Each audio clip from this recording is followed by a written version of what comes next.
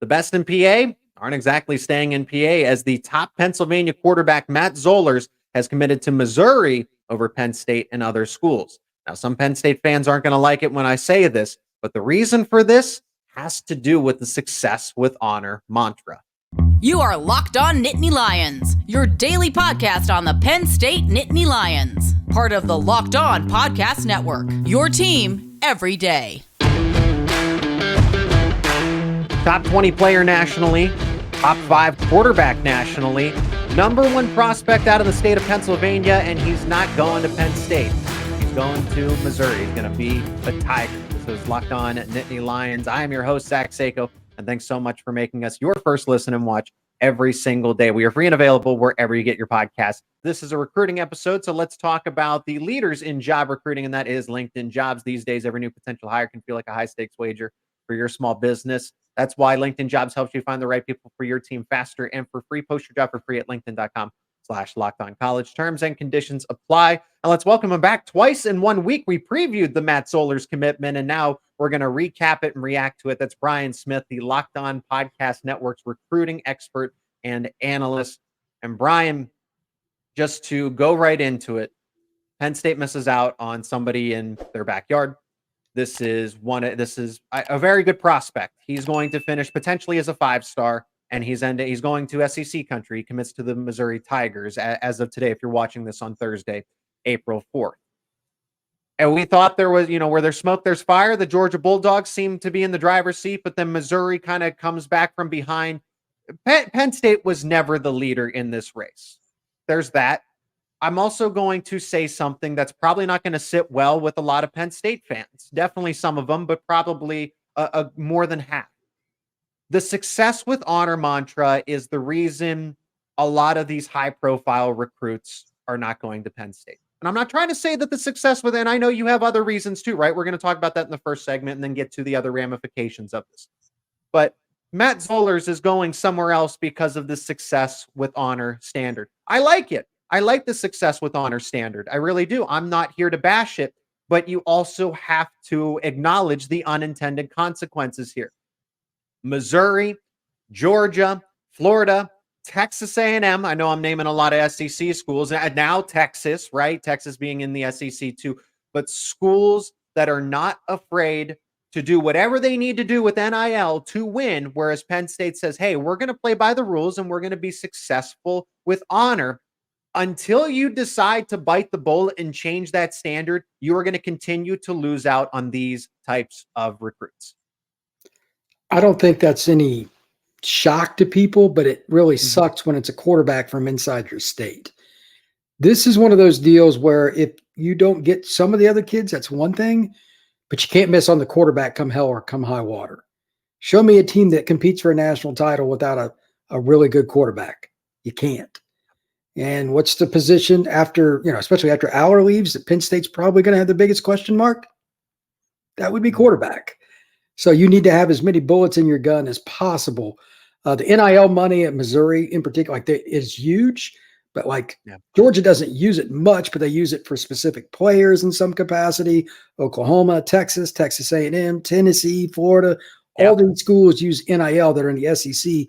And they swoop in and get a lot of kids. Miami does it too. Auburn does it too. It's really prevalent where I live in the South. There's certain kids, the money gets to a certain point, and it's just hard not to take it. And we're not talking about $100K here. We're talking 7 figures over a 4-year period. Now, I get it. There's incentives, certain things you got to do, but to play football and make 7 figures, I can't think of many young men that are disappointed with that idea. So I understand that. And Missouri's pretty good too. They got a quarterback coach as a head coach. I get it. But in my lifetime, Penn State has never lost a kid from in-state to Missouri that they truly wanted. Not some kid they offered at the last minute that they slow played. You know what I mean? Zollers was a priority recruit. It's because of NIL. So it's a really awkward situation. You and I talked about this a few times. I know Kirby doesn't like the NIL thing. It's why Nick got out of the game. It can screw up a locker room. There's a lot of risk with it, but a school like Missouri is not going to win recruiting battles like this unless they use it. So they're kind of to hell with it. Yeah. And they have no chance. They don't. They have none They have family ties to that school. They have zero shot. So this is their one chance. If it doesn't work in the locker room, well, it never was going to work anyway. So Penn State's kind of in a tug and pull with its own administration and board of trustees to try to find out a small window here. Do you make some exceptions for a specific player? I would imagine quarterback. If you're going to make one, I would imagine quarterback would be a pretty good one. And this could be the tipping point. This, in some ways, could be better for Penn State long term, because if they go on this path forever, you're 9-3, 10-2 until eternity. Is that what you want? You got to ask yourself that. I think that's a very good point about the fact that it could change things. I mean, here's look at this. Michigan wins a national title, and Ohio State says, "Okay, yeah, to heck with all of that about NIL, and we're gonna play by the rules and not be corrupt." And I'm not saying that the Buckeyes are corrupt in that sense, but they went more with the, hey, we're going to spend as many dollars as we can. We are going to push for the pay for play. And we're not going to say, well, we can't offer guaranteed upfront money or this and that. There's so many different things that you can do with NIL. There's the upfront money. There's money just for visiting campuses. There's different things. There's rumors that boosters are essentially buying commitments. That there's select boosters that are like, all right, you are responsible for paying for this kid's NIL package. There's so many. There's so many different things you can do. It's not the collective rounding up a bunch of money. That's one thing. But there are other factors in play that the NCAA is not policing. All of this happens because the NCAA doesn't do anything. And I agree with Penn State sticking with the success with honor. I like it. I do. I think it's a good thing.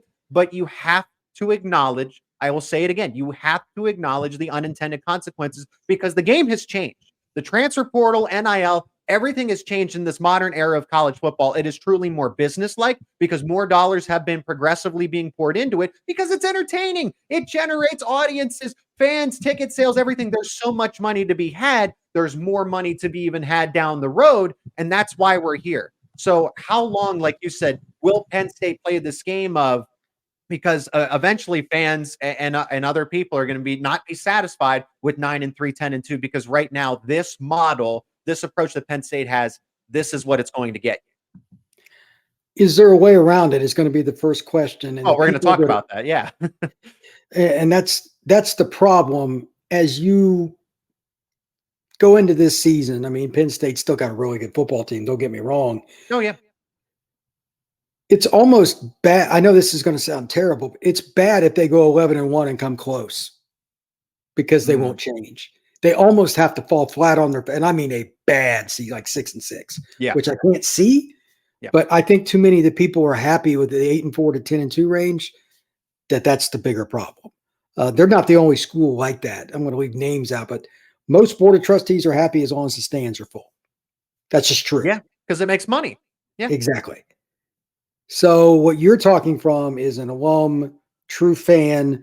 What is the wants a national title? This is about national titles. They have no interest in that if they can't do it their way. It's not that there's another answer. It's not their answer. And that's the problem, because there are some of the people, not all, that sit on the board and other boosters or whatever are not in on that. I'm not saying there's a perfect answer here because I don't believe there is. There's a reason Nick Saban and Kirby and some of the guys that are really successful or winning big recently don't use it as much. And they do have a good locker room culture, but they're also sitting in states where all the recruits are close. It's a little easier at Alabama and Georgia. Okay, I live down here. I know.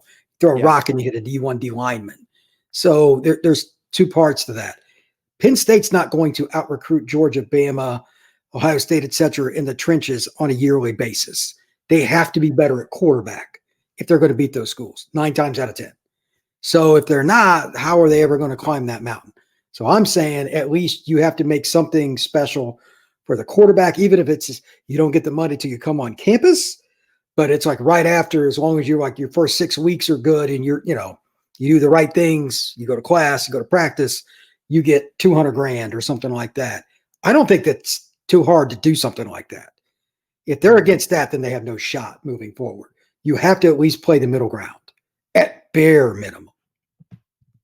Again, this is about national titles, Big Ten championships, especially when there's the rumor of the Super League, right? We're really getting into uncharted territory here. But if you're content with 9-3, 10-2, getting players, again, that fit this mold, of success with honor, then yeah, you're like okay with this. I've seen that. I've seen people say, hey, we don't need him if he's chasing money. And I'm not accusing Matt Zollers of chasing money, but I agree. Brian, let's be honest. If you're 17, 18 years old, you've never played a down of college football, and a school is going to offer you now, it's not, 1 to 2 million guarantee. And I'm not even saying that's Matt Zollers money, but it's certainly not 50 to 100 grand. Okay. We know that much, like you said at the top of the show. It's not six figures. These agreements are in the neighborhood of seven figures. Okay.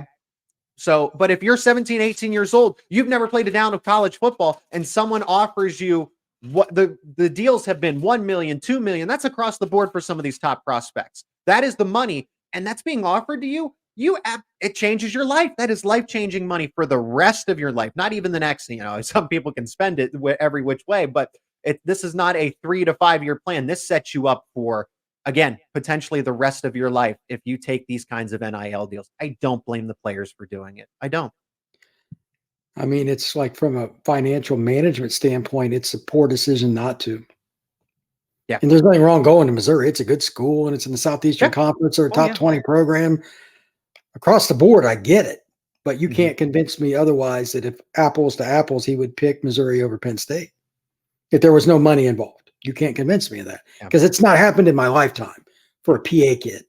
Like I don't know what part of Pennsylvania he's from, but it doesn't even matter.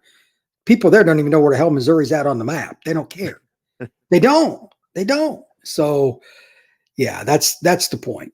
It's interesting, and it also puts them in a really precarious situation because I know it sounds crazy, but it's always changing with the times and recruiting and all that. It's getting late in the game for quarterback now. Malik Washington or bust, or unless they might have an iron in the fire privately somewhere else. That's possible. Maybe. But are you going to be able to get anybody you really want at quarterback moving forward because you missed out on Zollers and it's April 4th, but all these visits are pretty much lined up. If they don't get Malik, once you start missing on quarterback altogether in a class, man, your roster can be in trouble really quick. So they got to be all in on Malik, I would assume. Yes. And if there's not, I mean, there's always a chance of a transfer kid. That's the wild thing about the portal, but that's just a random deal. I think most quarterback coaches would agree with the following statement too, Zach. I would rather recruit a kid and develop him myself all the way through. I'm not, and there's plenty of examples of transfers. Don't get me wrong, but most of those kids that have been really good, like Joe Burrow was unbelievable. Look who the hell he was throwing to. Like, and Burrow is great, but like the receiver corps at LSU, come on. I mean, they had 3 NFL wide receivers. So it also helps. You need to have all this every year. Consistent recruiting. I'll talk about don't have pitfalls. Yeah. If you have a pitfall at quarterback, though, that's a whole nother level. They got to get somebody. So Matt Zollers commits to Missouri over Penn State, Georgia, Pitt, and others. And we've spent a lot of time talking about NIL. So still to come on the show in the next segment, we're going to talk about, can Penn State win with this model? Can they win with the success with honor mantra? Talking national titles, not just finishing 9-3, 10-2. And then still to come, Malik Washington. Will Penn State even be able to land him as the second quarterback in its class of 2025? That's coming up all next on Locked On Nittany Lions. Today's episode is brought to you by Robinhood. Did you know that even if you have a 401k for retirement, you can actually still have an IRA? Robinhood has the only IRA that gives you a 3% boost on every dollar you contribute when you subscribe to Robinhood Gold. But get this, now through April 30th, Robinhood is boosting every single dollar you transfer in from other retirement accounts with a 3% match. That's right, no cap on the 3% match. Robinhood Gold gets you the most for your retirement thanks to their IRA with a 3% match. This offer is good through April 30th. Get started at Robinhood.com/boost. That's Robinhood.com/boost. Subscription fees apply. And now for some legal info. Claim as of Q1 2024, validated by Radius Global Market Research. Investing involves risk, including loss. Limitations apply to IRAs and 401ks. 3% match requires Robinhood Gold for 1 year from the date of the first 3% match. Must keep Robinhood IRA for 5 years. The 3% matching on transfers is subject to specific terms and conditions. Robinhood IRA available to U.S. customers in good standing. Robinhood Financial LLC member SIPC is a registered broker-dealer.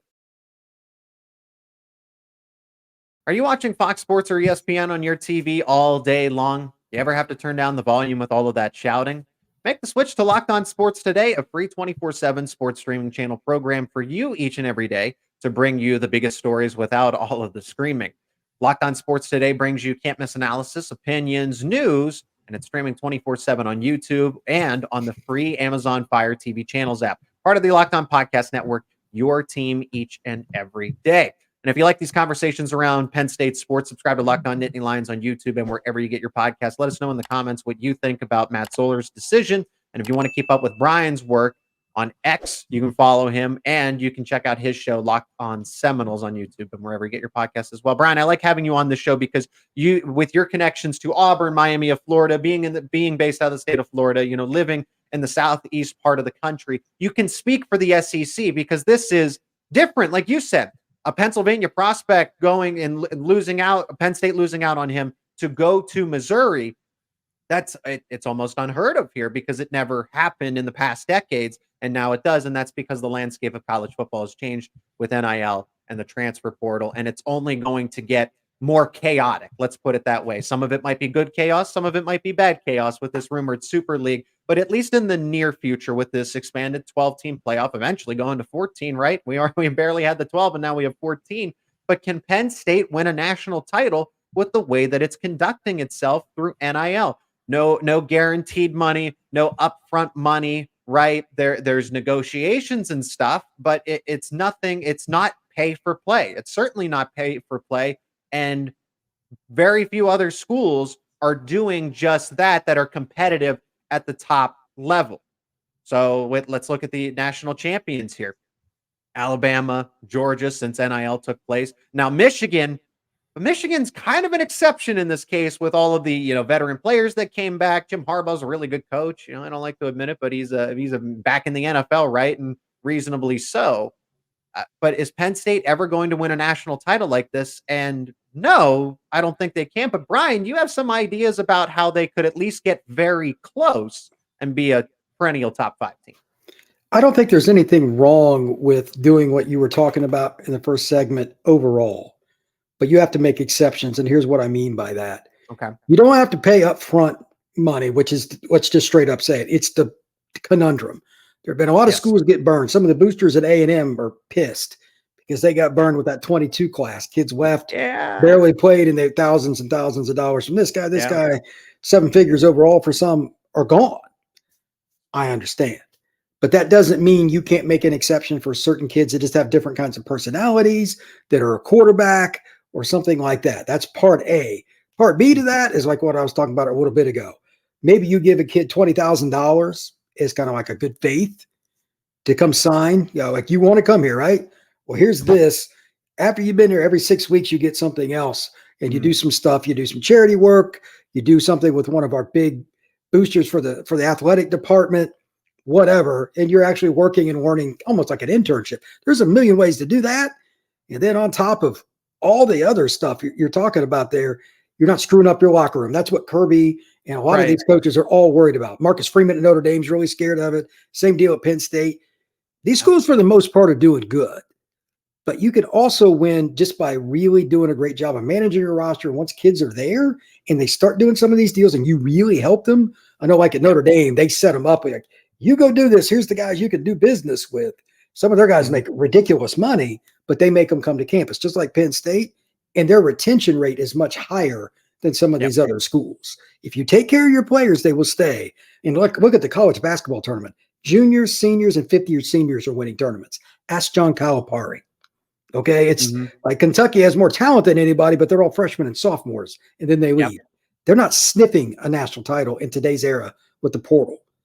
You've got to be able to keep guys on there. So I don't know how Penn State does their deal with the on-campus NIL and how they connect guys, but that's a really prestigious school with a lot of boosters and a lot of connections to New York and Philadelphia and DC. Shouldn't be very hard. If they up that part of it, they'll at least keep a lot more juniors and seniors and fifth-year guys there, especially in the trenches. Like, you're not going to run over Georgia. You're not. But you better have seniors and fifth-year seniors up front to even have a chance. Yeah. That's the key. And that's how you can win. Utah has done that. Like, they're not getting the same players that Penn State does. And look what they have done in that program. Like it's amazing. So Yeah. you can do it if you use some common sense. And then again, I still think at the end of the day, if there's a special player, be damned, you have to make an exception. Yeah. And I don't know if Zollers was that guy or not. I really like his film, but is he the Yeah. number 3, number 5 quarterback? I don't give a crap about that stuff. Does he fit what Penn State wants to do? Yes. Right. Is he an in-state kid? Yes. There's a little extra with that. If you're going to make an exception, make it for that guy. Maybe you pay him $100,000 and he gets the rest of the money after he's, set up time. It's not that hard. Sure. Yep. But that's it. I mean, you're not going to get all the guys, but you also have less drama in your locker room and fewer transfers. You can get to the final game and anything can happen when you get to one game by going that route. That's my opinion. Here's the other part of this too, Brian, is that Penn State is in, I don't want to call it an identity crisis, but you have board of trustee members, a coach, an athletic director, a president that are all thinking competing ideas. Whereas Georgia is completely aligned. Missouri, Tennessee, all of these schools are like, yep, this is what we're doing. This is the plan, and we're all in the same boat. Whereas for Penn State, a section of the board of trustees is like, no, we are absolutely, NIL is as tainted as it is. We can't do it. And then you have James Franklin who's saying we have to if you want to compete. And now he claims that the president of the school, Neely Bendapudi, and Pat Kraft are all united. And he says that's the first time that the big three of the president, the school president, the athletic director, and the football head coach are all kind of united as far as understanding what NIL and what college football actually is. But then you have the other part of it too. Who votes for this stuff? Who votes for the decisions, the facilities, where the money is going to be spent, right? The board of trustees. So the fact that you don't have this unanimous support, even if it's just a section, let's say maybe even 25%, that is why Penn State is in a tough position, because all these other schools are like completely united. They're like, yes, we are going to throw every NIL dollar that we can use, and the NCAA can try and stop us. But they're all on the same team. They're all working together. Like in rowing, I've never rowed in my life, but the rowing team has to be doing everything simultaneously at the same pace, or the boat doesn't go anywhere, or it goes somewhere very slow. But because there's no resistance when you are doing it the right way. And there's resistance from Penn State's point of view. All I can say is they got two options here. They can adjust in some capacity and at least come close. I'm not saying being congruent. Or eventually Franklin will leave and the job will not be that attractive. Now, Penn State fans aren't going to believe what I just said. They will not accept it. I know a lot of Penn State fans. They're not very open-minded about that kind of stuff. They're not. But or they think he should leave. They think he's the problem. Well, is he a great game day coach? No, but he's an elite recruiter. He's a great program leader. Here's the question on every coaching search. It's not who you fire. It's who you hire. Mm-hmm. If you make it obvious, and it's pretty darn obvious that you're not willing to do things that other schools are, who are you going to hire? Yeah. Penn State fans, and again, I'm no James Franklin fan. Who are you going to hire? If you think 9-3, 10-2 is bad, we're going to think about 6-6 to 8-4. Mm-hmm. So they either figure this out with the BOT, or the sinking ship is going to take on water really fast, and there's not going to be a chance to save it. And it's not like they're a terrible program. I mean, they're pretty good. And they had arguably the best defense in the country last year. Certainly top 5 by about any measurement. It was number one. Yeah. So they're not that far off. And again, that's why I said, if you can make just one exception here or there, if you can't put up with that, I don't get it. And to that point, the university is not the one that makes the NIL decisions. A kid can go make his own. It's just true. Yes.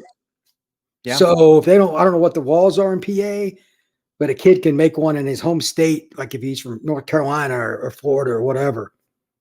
They might have to go around it. And if they don't like it, it's too bad. It's free enterprise. If you tried to stop a young man from doing that, the political fallout from that and being sued would probably stop any BOT member pretty quick. So it could get ugly. It may not be Penn State, but that's going to happen at some school. There's going to be somebody that tries to put their foot down, and there's going to be a lawyer that makes a phone call. It's going to happen sooner or later. Just the era that we're in.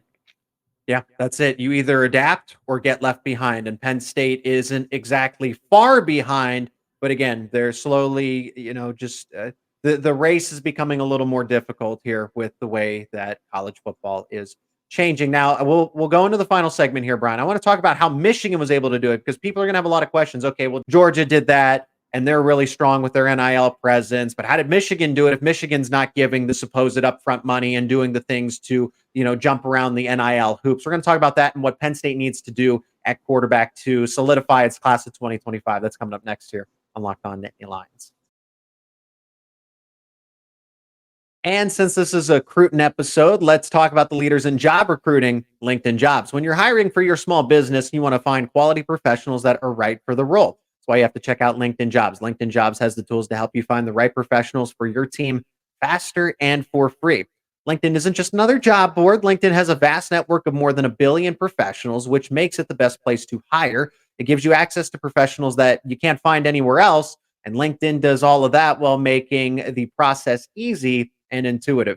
Hiring is easy when you have that many quality candidates. So easy, in fact, that 86% of small businesses get a qualified candidate within 24 hours. LinkedIn knows that small businesses are wearing a lot of hats and might not have the time or the resources to hire. LinkedIn is constantly finding ways to make that process easier. They've even just launched a feature that helps you write job descriptions, making the process even quicker. 2.5 million, that is right, 2.5 million small businesses use LinkedIn for hiring. So become one of them. Post your job for free at linkedin.com/lockedoncollege. That's linkedin.com/lockedoncollege to post your job for free. Terms and conditions apply. And today's episode is also brought to you by Amazon Fire TV. Fire TV is your destination for sports. From live games to highlights to in-depth analysis, Fire TV offers amazing viewing experiences with smart TVs, as well as the Fire TV stick that you can actually plug into your existing TV, and it will provide you access to millions of movies and TV shows, as well as free and live TV. Whether it's the start of baseball season or the college basketball tournament, you're going to want to have Fire TV. Fire TV recently created the Fire TV channels to deliver a constant supply of the latest videos from your favorite sports brands, all for free. That includes all of us here at Locked On and most of the big pro leagues and college conferences as well. Fire TV lets you dive into all the game analysis, the highlights, more to keep up to date on all the latest in the world of sports. From March Madness, NBA, MLB, and lots more. Not to mention, you have great news, you have entertainment, travel, and cooking videos as well. Check out Fire TV channels on Fire TV and Alexa devices. If you haven't checked out Fire TV channels, you should. Trust me on this. To learn more, visit amazon.com/lockedonfiretv. That's amazon.com/lockedonfiretv. So how did Michigan do it? Is it Malik Washington or bust in this case for the class of 2025? In this final segment, Brian and I are going to wrap it up. We'll begin with Michigan, and this ties into the second segment of how the Wolverines were able to do it, because we talked about it a little bit. Hey, Jim Harbaugh's a really good coach. They had a lot of players that could have left for the NFL. They didn't. They came back for one more season in college football.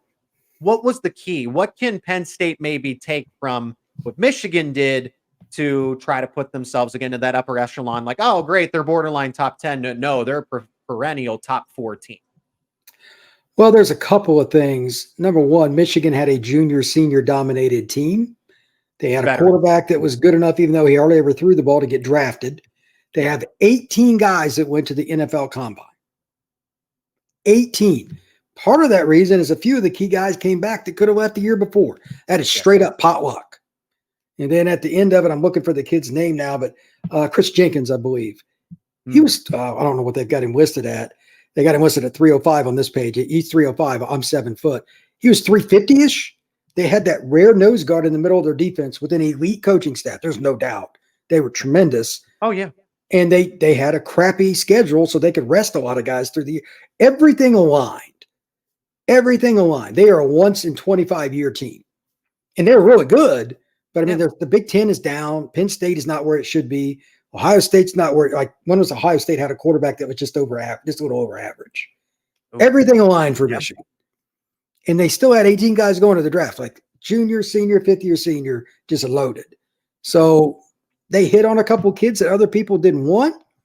They had everybody come back, like their running back. I mean, that kid was a stud. He returns. Most people thought he was going to the draft. Everything aligned for Michigan. And they could have easily lost the game against Alabama. Alabama wasn't even great.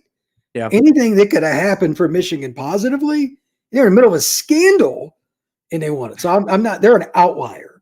Yes. They are not the norm. That's the first thing. But at the same time, hey, you got to give them credit. They won close. Like they could have lost the Ohio State game. They could have lost Alabama. They were a very good football team. But would that team have beat the 2021 Georgia team? Hell no. Mm-hmm. They'd have lost by double digits. Everything was just aligned for them.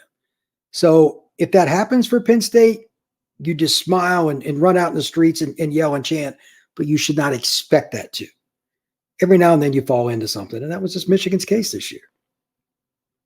So that is, yes, the exception rather than the standard, because some people are going to look at that, Penn State fans or board of trustee members. Oh, well, Michigan did it, so we can still continue. But I like you. It's the perfect storm. I think that's a very appropriate way to put it. Now back to Matt Zollers going to Missouri, not at Penn State, and you have Beckham Kritza. Kritza has a lot of potential. Again, he higher in 3-star, possibly has the potential to finish solidified as a 4-star here. But Penn State definitely needs a second quarterback, again, with Drew Aller most likely going into the 2025 NFL draft. Then you have Bo Pribula for what, 1, maybe 2 years. Jackson Smolik just had a longer-term injury here. We don't know what his status is going into the upcoming season. Ethan Grunkmeyer's on campus, 4-star quarterback. Cool. But in this day of the NIL and transfer portal, you need as many quarterbacks as you can get. And Malik Washington, Brian, since I've been having you on the show, since you joined the Locked On Podcast Network, you and I have had discussions about Malik Washington, what's great about him, what we like about him as a prospect. And I didn't think Penn State could really go wrong either way. You get Matt Zollers or you get Malik Washington. But now I'm kind of sitting back and just like a little bit of a reality check that, if Missouri can come in as a late player like this, when Penn State was recruiting Zollers the entire way through, and Missouri, I don't want to say came out of left field, but they were later in the game, later in the recruitment, and then they finished on top. Malik Washington has 6 schools that are in his top final list. He hasn't taken an official visit to Penn State. He's been there, I think it's 10 times, close, almost a dozen, but none of them are official visits. And he's still, at this point in time on April 4th, still does not have one set up. So when I sat back and said, okay, it's either Zollers or Washington, you should feel really good. I don't even know if they're going to get Malik Washington at this point. Oregon's in there, Virginia Tech's in there, and there are other places where, yes, they could go all in on their NIL presence, you're right, towards Malik Washington, and then ample playing time, less competition. There's a second quarterback. How much does that factor in, right, Brian? Because Missouri does not have a quarterback in the class of 2025. Georgia's looking at other quarterbacks for 2025. And then Penn State already has, there's an easier path to playing at Missouri. There's an easier path to playing at Virginia Tech. There's an easier path to playing at Maryland. Is that an element of it too? Because Penn State already has Kritza in the class of 2025. So I don't even know that they're going to get Washington at this point. UCF, Maryland, Syracuse. There's a lot of different options for this kid, and he's dynamic. He's good. Oregon doesn't recruit kids from Maryland just because they feel the need to be friendly. Even in the Big Ten, yeah. So I'd imagine that it's going to be a really highly contested battle. And now the question is, and I like Kritzka, I know him. He's from Florida. I don't know where his ceiling is and all that, but it's pretty high. But he's a boomer bust kid because he needs to add a lot of weight. He's got a lot of refinement to go. You have to recruit this kid, Malik Washington, like you don't have a quarterback committed. Because Kritzka, again, he's boomer bust. He has all kinds of talent, but quarterback's hard anyway. 4- and 5-star kids bust all the time. So you need to get as many bullets in the gun as possible for when Drew Aller walks out the door of Happy Valley. It's just my opinion. Washington might be your only pick, but I don't think they should rule out taking a kid that's a transfer portal guy that's a freshman right now at some school and it didn't work out for him. That's the other option. That there's nothing wrong with that. So there's multiple chances. I'm curious to see what Franklin and his staff do. Right. So we talk about how the transfer portal is a bad thing for Penn State. Penn State could decide to use it as its benefit. But again, it goes back with the success with honor. They don't want to live or die by the transfer portal. James Franklin's made that very clear. They want to build around high school recruiting, and at least he sticks by his word. Is that going to change with things and events, occurrences like this? It is yet to be seen. That's why we have him on the show. Brian Smith of the Locked On Podcast Network, our recruiting expert here. Brian, thanks so much for the time. Again, I encourage everyone to go check out his content on X for more of recruiting on the entire national landscape. You can also listen to his show, Locked On Seminoles, on YouTube and wherever you get your podcast. Subscribe to Locked On Nittany Lions if you're not already. Become an everydayer if you like these conversations around Penn State to stay informed. Brian, thanks so much for the time, man. I think I'm going to have you pretty close here as more players are getting ready to make decisions and have That's Penn right. State in their final list. So I won't be saying goodbye to you for too long, but thanks again for the time. Absolutely. Look forward to it, Zach.